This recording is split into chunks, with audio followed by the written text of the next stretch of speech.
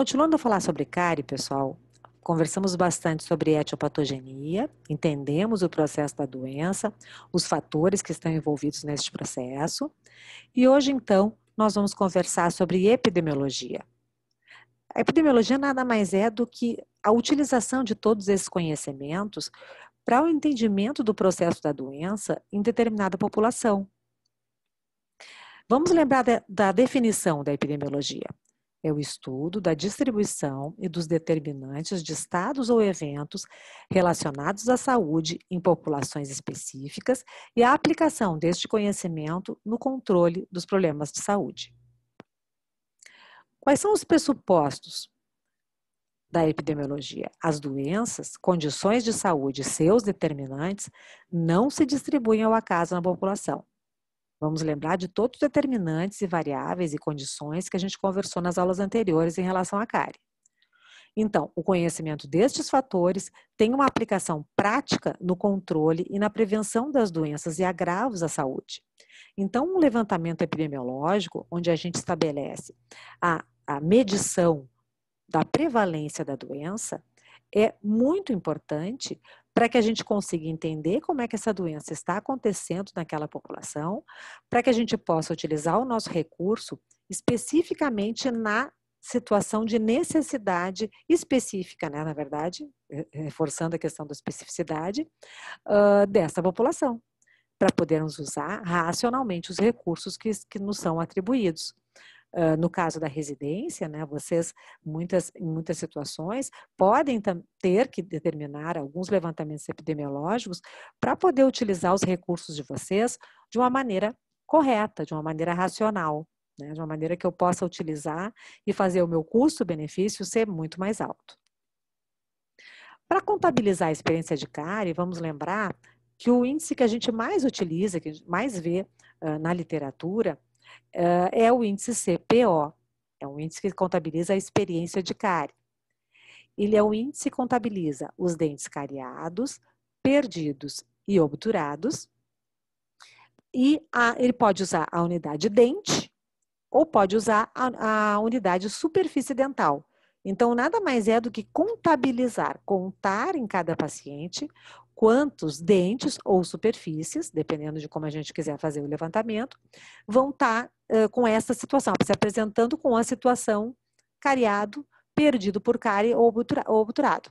No caso do perdido por cárie, pessoal, não está só os dentes que foram perdidos, foram extraídos já por cárie, mas também aqueles dentes que já estão com extração indicada, ou seja, eles já estão perdidos, eles estão em boca, mas a indicação de extração faz com que eu tenha que contabilizá-lo como um dente perdido mesmo.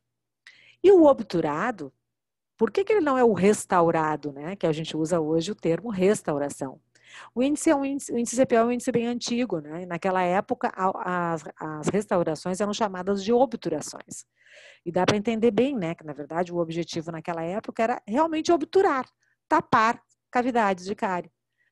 Com o evoluir dos materiais restauradores e das técnicas de restabelecer o tecido dental perdido, a tentativa de restabelecer o tecido dental perdido, então o termo restauração se tornou mais adequado, mas na verdade o índice acabou utilizando o termo antigo ainda. Então, só para vocês entenderem por que é obturado e não é restaurado.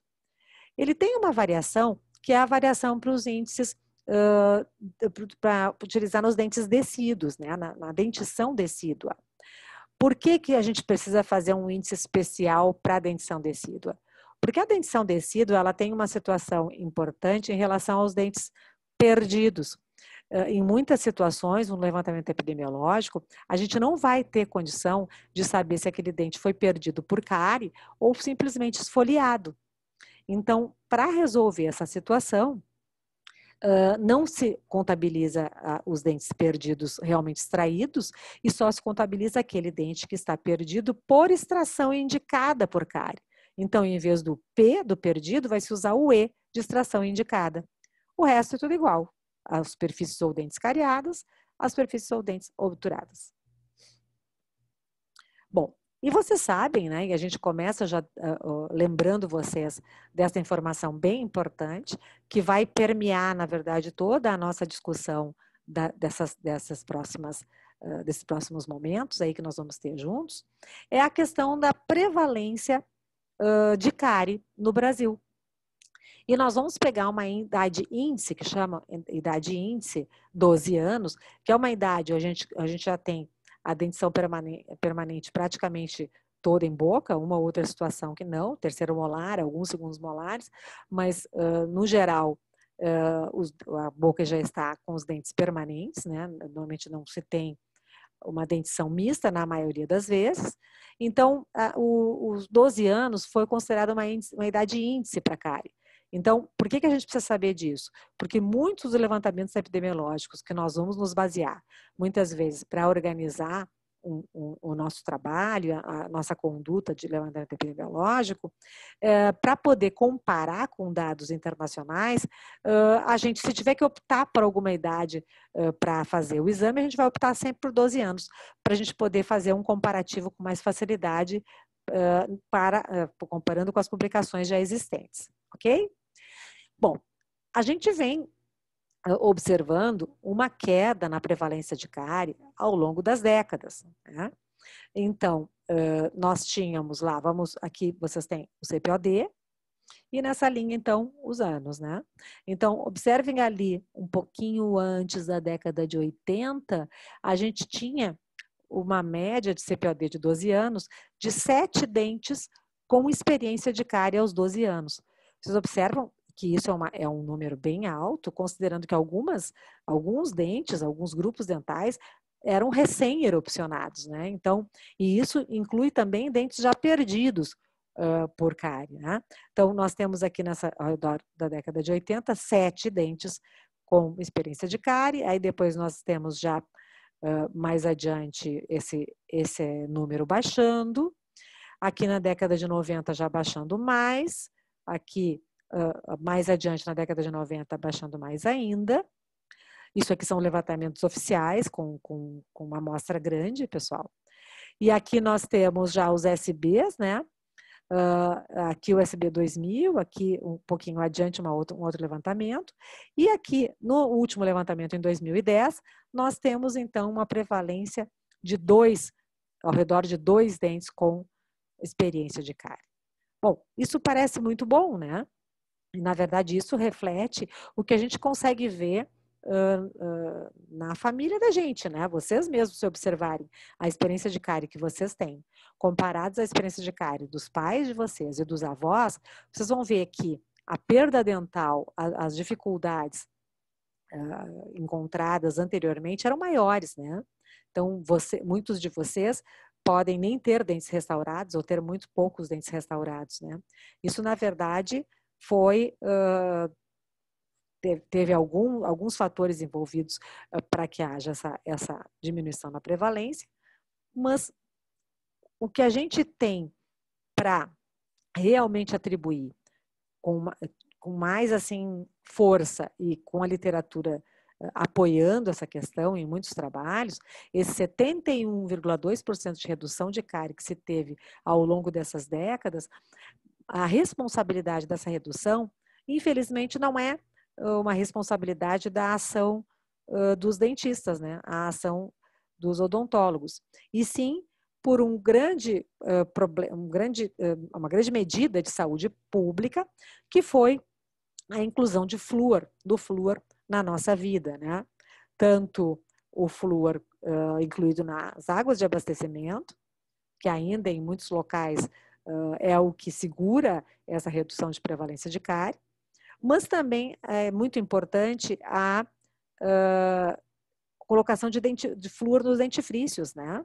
E aqui no Brasil nós temos, ali ao redor da década de 90, né, que vocês veem aqui a redução bem drástica que aconteceu, a regulamentação da inclusão do flúor nos dentifrícios fluoretados. Então, por lei, toda vez que se anuncia que tem flúor, que o meu creme dental que eu produzo tem flúor na composição, este flúor ele tem que estar iônico ou ionizável para realmente interferir na prevalência de cárie, interferir diretamente nos processos de desrê. Antigamente se colocava, poderia se anunciar que tinha flúor na composição, mas, na verdade, quando se examinar as pastas de dente, essa pasta de dente não possuía flúor livre, né? Então, o flúor combinado, esse flúor não tem nenhuma relação direta com a prevalência de cárie, né? Então, nesse sentido, já começamos a ter uma informação importante. Nós não temos mais a experiência de cárie que se tinha na década de 80, né? Temos uma prevalência de cárie bem menor. Bom, vários trabalhos tentaram atribuir razões para a redução de cárie, né? Então, melhoria dos cuidados com higiene, melhoria da educação para a saúde, acesso a adoçantes artificiais, até mudanças do diagnóstico, né? Porque, na verdade, muitas situações, e vocês vão ver depois nas aulas da professora Clarissa, muitas das situações, das imagens que se tinha, ou dos aspectos que se tinha relacionados à cárie, antigamente, hoje a gente sabe que não, que muitas daquelas situações consideradas lesão na década de 80, hoje sabe-se que são lesões inativas, né? Que são cicatrizes de situações que aconteceram anteriormente, né? Então, mas mesmo assim, mesmo a gente entendendo todas essas possibilidades e sabendo que alguma importância esses fatores tiveram, a gente só consegue comprovar mesmo cientificamente o uso do flúor como realmente o responsável pela redução de cárie. Bom, e aí a gente começa a ver alguns dados de prevalência que são importantes para a gente conseguir entender em que situação nós nos encontramos hoje. Aqui até a gente tem um comparativo, que até já está bem antigo, né, de 2003, em relação a 86, mas o que eu quero mostrar para vocês, vou fixar vocês em alguns locais desse gráfico, né? Por exemplo, vamos pensar nas crianças, de novo, novamente 12 anos de idade, né? Livres de cárie em 86. 3,7% de crianças de 12 anos livres de cárie no Brasil. Em 2013, o que a gente vê aqui? A gente já vê 31% das crianças livres de cárie, né? E aí, se a gente começar a ver o CPOD mais baixo, né? Vamos pegar aqui o 1,3, a mesma coisa, a gente tem 15% aqui nesse caso, né? Contra 35% que tem as crianças que têm CPOD de 8 dentes ou mais com experiência de cárie. Então, aqui realmente o volume de doença é muito maior, comparando com essa situação aqui já de 2003, que já fazem praticamente 20 anos, né? A gente tem 35% das crianças aqui com 1 a 3 dentes com experiência de cárie e apenas 8% de crianças com mais de 8 dentes com prevalência de cárie. Então, o que a gente começa a ver? A gente começa a ver um rabinho de curva aqui, né? E esse rabinho de curva nos dá uma importante informação, né? Nós temos poucas crianças concentrando a grande quantidade, o volume maior de trabalho que nós precisamos despender para resolver a questão cárie.